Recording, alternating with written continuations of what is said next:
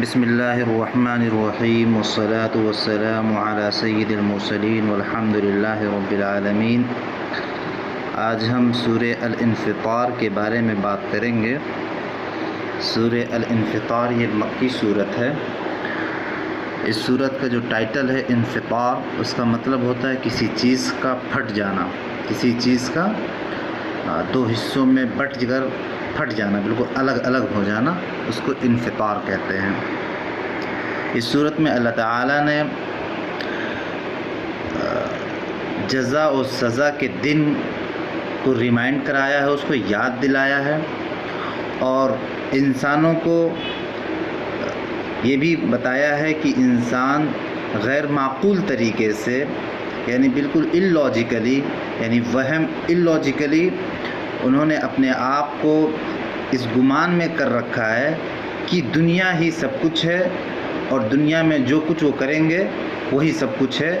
اس کے علاوہ کوئی اور دنیا نہیں ہے، کوئی اور جزا و سزا کا دن نہیں ہے، جنت و جہنم نہیں ہے، اس لیے وہ جو چاہتا ہے انسان کرتا ہے۔ تو انسان جو اس دھوکے میں پڑا ہوا ہے، اس کی طرف بھی اللہ تعالیٰ نے اشارہ کیا ہے،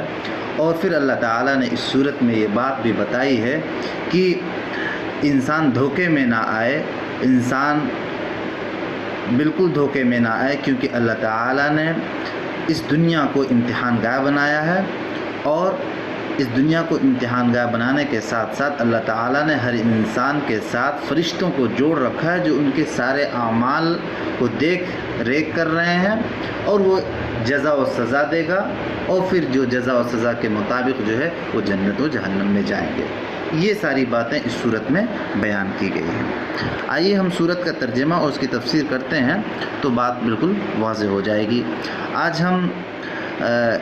اس صورت کا کچھ حصہ ترجمہ اور تفسیر کریں گے، اور انشاءاللہ اگلی ویڈیو میں اس کا جو حصہ بچا رہے گا اس کی تفسیر کریں گے، اور اس صورت کے ذریعے جو سبق ملے گا اس کے بارے میں بات کریں گے۔ اعوذ باللہ من الشیطان الرجیم، بسم اللہ الرحمن الرحیم۔ اذا السماء انفطرت، اذا وقت کے معنی میں،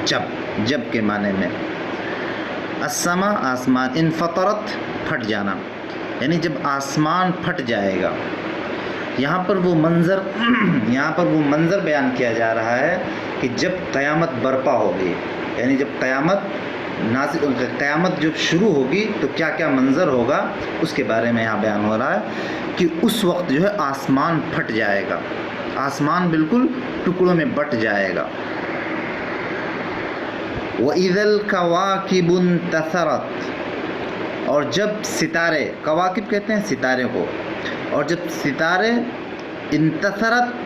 بکھر جائیں گے، یعنی جب جو ستارے ہیں وہ بالکل اسکیٹرڈ ہو جائیں گے، بالکل بکھر جائیں گے، یعنی جب قیامت برپا ہوگی تو ستارے جو ہے بکھر جائیں گے۔ وَإِذَا الْبِحَارُ فُجِّرَتْ، اور جب سمندر پھاڑ دیے جائیں گے، البحار کہتے ہیں سمندر کو، اور فجرت یعنی پھاڑ دیا جانا، یعنی سمندر کا پھاڑ دیا جانا، یعنی اس میں جو ہے اس کا الٹ پلٹ جانا، اس کے اندر ٹکڑے ٹکڑے ہو جانا، اس کے اندر زلزلہ کا آ جانا، یہ سارے مفہوم اس میں ہیں۔ وَإِذَا الْقُبُورُ بُعْثِرَتْ، اب یہاں سے دوسرا مرحلہ، یعنی قیامت کا جو پہلا مرحلہ ہے، یعنی کہ اس طرح کی نشانیاں برپا ہونی شروع ہو جائیں گی کہ آسمان پھٹنا شروع ہو جائے گا، زلزلے آنے شروع ہو جائیں گے، اور جو ستارے ہوں گے وہ سب ٹوٹ کے بکھرنے لگیں گے، زمین اگلنے لگے گی۔ یہاں پر جو ہے دوسرا جو مرحلہ ہے کہ زمین، یعنی قبر جو ہے وہ اوپن کی جانے لگیں گی، یعنی قبر کو کھولا جائے گا، قبر کو کریدا جائے گا۔ جب قبر کو کریدا جائے گا تو اس کا مطلب یہ ہو گیا کہ اب یہاں سے جو انسان دنیا سے جا چکے تھے، جو ڈیڈ باڈیز تھیں، جو لوگ مدفون تھے، قبروں میں تھے، وہ اب نکلیں گے۔ یعنی اللہ تعالیٰ کا جو دوسرا پروسیجر تھا قیامت کے دن نافذ کرنے کا، کہ انسانوں کو دوبارہ سے زندہ کرنا، وہ یہاں سے شروع ہوگا کہ قبر کھولی جائے گی تو لوگ زندہ ہوں گے۔ وَإِذَا الْقُبُورُ بُعْثِرَتْ، کھولنا یعنی کہ کریت کر کھولنا، یعنی کہ جب قبر کھول دی جائے گی۔ علمت نفس ما قدمت واخرت، اب یہاں جب قبر کھول دی جائے گی، جزا و سزا کا جو ہے میدان یعنی محشر قائم ہوگا، تو ہر نفس کو، ہر انسان کو جو کچھ بھی اس نے کیا ہوگا، قدمت جو کچھ بھی اس نے پیش کیا ہوگا اپنی زندگی میں، پہلے کیا ہوگا اس کو بھی جان لے گا، اور جن چیزوں کو اس نے آخر میں کیا ہوگا، اخرت جن چیزوں کو انہوں نے جو ہے آخر میں کیا ہوگا اس کو بھی وہ جان لے گا۔ کیا مطلب؟ یہاں پر جو قدمت و آخرت کا مطلب ہے، آپ یہ سمجھ لیجئے کہ اس کے جو ہے 2-3 مفہوم ہیں، اور جو 3 مفہوم اس کے ہیں، تینوں یہاں پر مراد لیے جا سکتے ہیں۔ پہلا مطلب یہ ہے کہ جو اچھا یا برا عمل آدمی نے کر کے آگے بھیج دیا ہو اس کو ما قدمت کہیں گے، یعنی کچھ عمل اس نے کیا، اچھے اعمال کیے، ٹھیک ہے، تو اچھے اعمال کیے تو وہ اعمال جو ہے وہ چلے گئے، آگے پہنچ گئے، تو یہ مراد ہے۔ اور پھر جو ہے جس کے کرنے سے وہ باز رہا، یعنی کچھ اعمال اس نے اچھے کیے تو وہ آگے چلے گئے، اور کچھ اعمال کرنے سے وہ باز رہا، رکا رہا، نہیں کیا، ٹھیک ہے، تو وہ مؤخرت میں ہو گئے۔ تو یہ یعنی کہ اگر آپ اس کو انگریزی زبان میں سمجھنے کی کوشش کریں تو کمیشن اور اومیشن کا جو لفظ ہے وہ استعمال یہاں پر کر سکتے ہیں، یعنی جو کچھ انہوں نے آگے کر کے بھیج دیا اور جو کچھ نہ کر کے پیچھے چھوڑ دیا، یہ مطلب ہے۔ دوسرا مطلب جو یہ ہے کہ جو کچھ پہلے کیا وہ ما قدمت ہے، اور جو کچھ بعد میں کیا وہ ما اخرت ہے، یعنی کہ یہ کرونولوجی کے اعتبار سے، تاریخ کے اعتبار سے چیزیں ہیں، یعنی کہ اگر آپ نے جو ہے کچھ چیزیں آج کی، کچھ چیزیں پھر بعد میں کی، کل کی، پھر کچھ چیزیں اس کے بعد کی، تو اس طریقے سے وہ ریکارڈ میں موجود رہیں گی، تو انسان کو وہ باتیں پتہ چل جائیں گی۔ اور ایک مطلب اور ہے کہ جو اچھے اور برے اعمال آدمی نے اپنی زندگی میں کیے وہ ما قدمت ہیں، اور جو ان اعمال کے جو آثار، جو نتائج، جو رزلٹ، ٹھیک ہے، یا اس کا جو امپیکٹ انسانی معاشرے میں اپنے پیچھے چھوڑ گیا وہ مؤخرت ہے۔ مثال کے طور پر آپ سمجھ لیجئے کہ جیسے اگر کسی انسان نے ایک اچھا کام کیا اپنی زندگی میں، اچھا کام کس طریقے سے کیا کہ اس نے جو ہے مان لو کوئی ایک مدرسہ کھول دیا یا کوئی مسجد بنوا دی، ٹھیک ہے، تو جب مسجد بنوا دی تو اس نے جو وہ جب وہ ایونٹ کیا، وہ مسجد بنائی، تو اس نے وہ کام کر کے آگے پہنچا دیا، لیکن جب وہ زندگی یعنی جب اس کو موت آ گئی اور وہ چلا گیا، لیکن لوگ اس سے ثواب مسجد میں جاتے ہیں، تو مسجد میں جاتے ہیں اور وہاں سیکھتے ہیں، تو جو معاشرے پہ سیکھنے کا جو اثر پڑ رہا ہے وہ مؤخرت ہے۔ تو یعنی انسان کو جو کچھ بھی وہ کیے رہے گا، چاہے وہ بعد میں کیے رہے یا پہلے کیے رہے، سب کے بارے میں اس کو پتہ چل جائے گا محشر میں، یہ مطلب ہے۔ بنیادی طور پہ مطلب یہ ہے کہ اس کو چھوٹی سے چھوٹی چیز اور بڑی سے بڑی چیز، ہر چیز کا اس سے اس دن جو ہے علم ہو جائے گا، پتہ چل جائے گا، اس کو خبر دے دی جائے گی، یہ مطلب ہے بس۔ اب یہاں پر کہا جا رہا ہے کہ یا ایھا الانسان ما غرک بربک الکریم، غرہ کہتے ہیں دھوکے میں ڈالنا، یہاں پہ کہا جا رہا ہے اے انسان تجھے اپنے رب کریم کے متعلق سے کس چیز نے دھوکے میں ڈال دیا، یعنی اے انسان کس چیز نے تجھے اپنے اس رب کریم کی طرف سے دھوکے میں ڈال دیا کہ تم نے خدا کو بھول بیٹھے، کہ تم خدا کو بھول بیٹھے، اللہ کو بھول بیٹھے، رب کریم کو بھول بیٹھے، اور تم یہ سمجھنے لگے کہ یہ جو دنیا ہے یہی سب کچھ ہے، جو میں چاہوں گا وہی کروں گا۔ یہ کس نے تمہیں یہ بات تمہارے ذہن میں ڈال دی؟ کہاں سے یہ تمہارے دماغ میں آ گیا؟ کس نے یہ دھوکے میں ڈال دیا؟ یہ سوال کیا جا رہا ہے، یہ بتایا جا رہا ہے۔ کس رب نے؟ الذی خلقک فسواک فعدلک، اس رب نے جس نے تمہیں پیدا کیا، خلقک پیدا کیا، فسواک پھر تمہیں بالکل جو ہے برابر سرابر کیا، یعنی جو جیسی بنانا تھا ویسے بنایا، فعدلک اور پھر بیلنس کیا، یعنی کہ بالکل انصاف کیا اس بنانے کے ساتھ میں، عدلہ انصاف کرنا، یعنی برابر سرابر بالکل کیا، بالکل متناسب جو ہے ڈھانچے میں تمہیں بنایا۔ فی ای صورت ما شاء رکبک، جس صورت میں چاہا اس صورت میں جو ہے اللہ تعالیٰ نے تمہارے اسٹرکچر کو بنایا، تمہیں بنایا۔ رکبہ کہتے ہیں بنانے کو،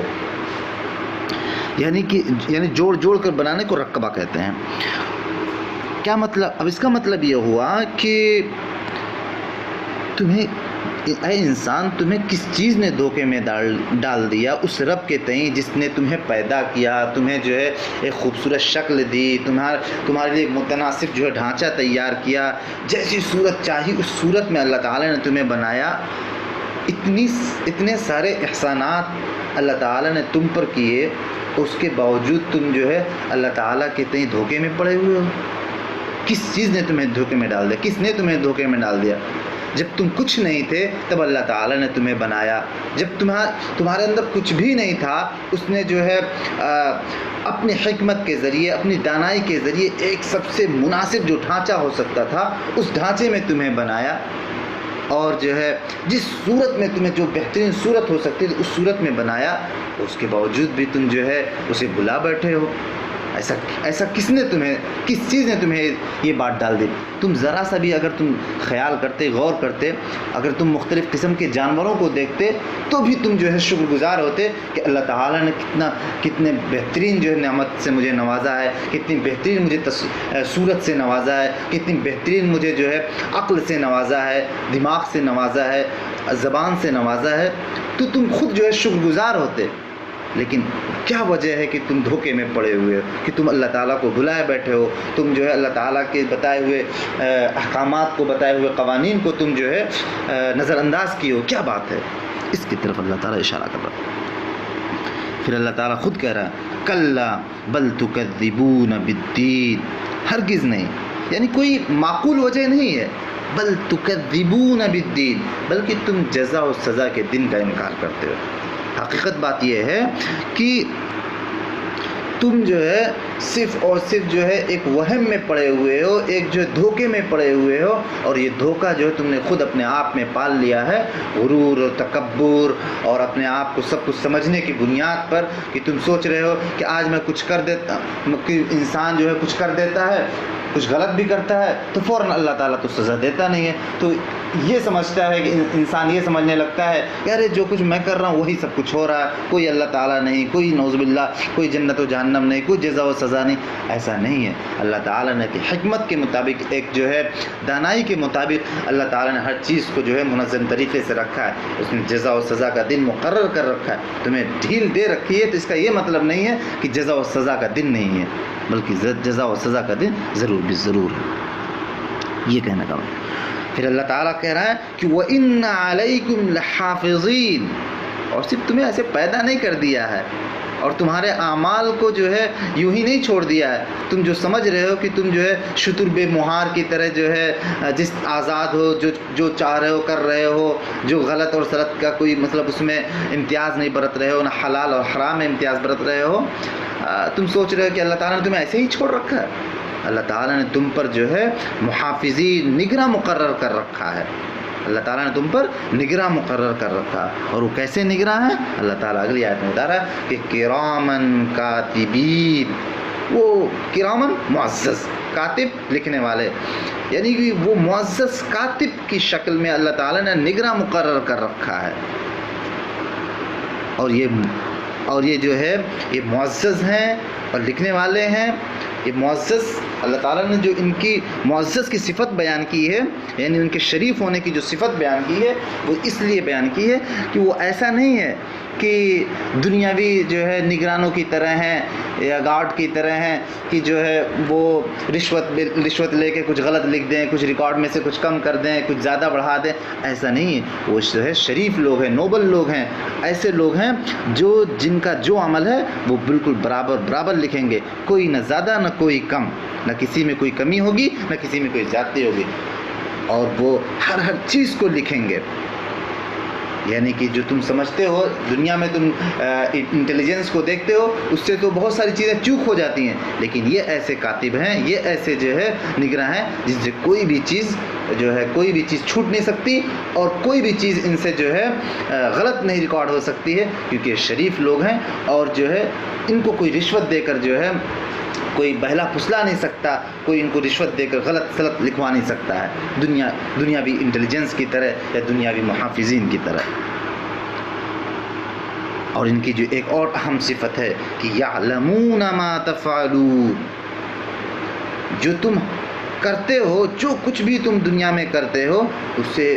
ان ساری چیزوں کو یہ جانتے ہیں۔ ایسا نہیں کہ یہ بے خبر ہوتے ہیں، بلکہ ہر چیز کو جانتے ہیں، تمہاری یہاں تک کہ تمہاری نیتوں کو جانتے ہیں، تمہارے ارادوں کو جانتے ہیں۔ تو وہ جانتے ہیں کہ تم کیا ارادے کرتے ہو، کیا نیتیں کرتے ہو، اور کیا تم کرتے ہو، کہاں تم غلط کرتے ہو، کہاں تم صحیح کرتے ہو، کس وقت جو ہے تم کون سی غلطی کرتے ہو۔ ایک چیز کا ریکارڈ انہوں نے کر رکھا ہے، ٹھیک ہے، اور بالکل تاریخ کے ساتھ ایک چیز کا ریکارڈ ہے، کسی میں کوئی کمی نہیں، کہیں غلطی نہیں۔ تم بے خبر مت رہو، انسان دھوکے میں مت پڑو کہ یہی دنیا سب کچھ ہے، بلکہ اس دنیا کے بعد بھی ایک دنیا ہے جہاں جزا اور سزا ہونی ہے، جہاں حساب اور کتاب ہونا ہے۔ یہ مطلب پھر اللہ تعالیٰ اس کے بعد جو ہے اللہ تعالیٰ پھر بتاتا ہے کہ جو لوگ اچھے اعمال کیے رہیں گے، جو لوگ یوم جزا اور سزا پر یقین رکھیں گے، تو ان کا کیا حشر ہوگا، ٹھیک ہے، اور جو نہیں رکھیں گے پھر ان کا کیا حشر ہوگا۔ ان سارے لوگوں کے بارے میں آگے بات ہوئی ہے۔ انشاءاللہ ہم جو ہے اگلی ویڈیو میں ان آیات کو جو ہے انشاءاللہ ہم ترجمہ اس کی تفسیر کریں گے، اور جو ہے پھر اس صورت کے ذریعے جو سبق ملتا ہے اس پر بھی بات کریں گے۔ وآخر دعوانا ان الحمد للہ رب العالمین۔